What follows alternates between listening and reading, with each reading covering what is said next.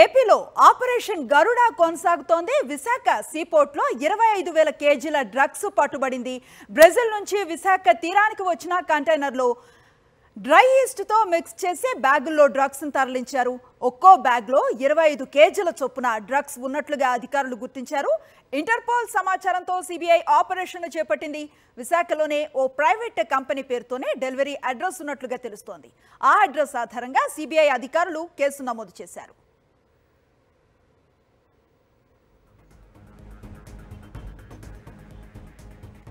ఇందుకు సంబంధించిన తాజా సమాచారాన్ని మా కరెస్పాండెంట్ నరేష్ అందిస్తారు. నరేష్, ఎట్లాంటి అప్డేట్స్ ఉన్నాయి?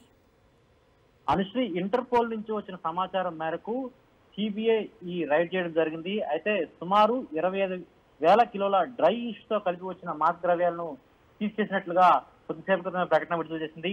అయితే మొట్టమొదటిగా మనం ఇందులో గమనించవలసింది, ఇది మొత్తం కూడా డ్రగ్స్ కాదు, 25,000 కిలోల డ్రై ఈస్ట్ కి సంబంధించి ఉన్న మెటీరియల్. అంటే మనం సాధారణంగా బేకరీ ఐటమ్లు అంటే బ్రెడ్ లో వాడే ఈస్ట్ సంబంధించి డ్రై ఈస్ట్ మెటీరియల్ లో ఈ డ్రగ్స్ ని మిక్స్ చేసి అక్రమంగా రవాణా చేసినట్లుగా డిఆర్ఐ అధికారులు అదేవిధంగా సిబిఐ గుర్తించడం జరిగింది.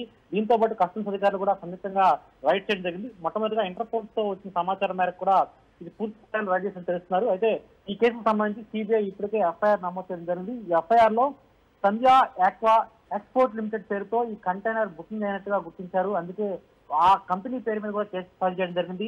దీనికి సంబంధించి విశాఖపట్నంలో లాసెన్స్ ప్లేస్ కాలనీలో సంధ్యా ఆక్వా ఎక్స్పోర్ట్ కార్యాలయం ఉంటుంది. అందువలనే దీన్ని ఏవన్ గా ఈ సంధ్యా ఆక్వా ఎక్స్పోర్ట్ లిమిటెడ్ ను పెట్టడం జరిగింది. పూర్తిస్థాయిలో నిందితులుగా మరికొంతమందిని చేర్చే అవకాశం ఉంది. ఎందుకంటే ఏవన్ గా పెట్టిన తర్వాత ఏటు అబ్స్కాండింగ్ గా పెట్టారు. అయితే బ్రెజిల్ నుంచి వచ్చిన కంటైనర్ లో డ్రై ఈస్ట్ లో ఈ డ్రగ్స్ అక్రమ రవాణా చేసినట్టుగా మొట్టమొదటి గుర్తించినప్పటికీ పూర్తి స్థాయిలో అంటే ఈ నెల 18వ తేదీన ఒక మెయిల్ వచ్చింది. ఆ మెయిల్ ఆధారంగా సిబిఐ ఇంటర్పోల్ సమాచారం మేరకు రైడ్ చేయడం జరిగింది. అయితే మొత్తంగా అంతర్జాతీయ డ్రగ్స్ రాకెట్ ఆ ప్రమేయం ఈ కేసులో ఉన్నట్టుగా గుర్తించడం జరిగింది. పూర్తి స్థాయిలో దర్యాప్తు చేసిన తర్వాత ఈ కేసులో పూర్తి ఆధారాలు లభించే అవకాశం ఉంది.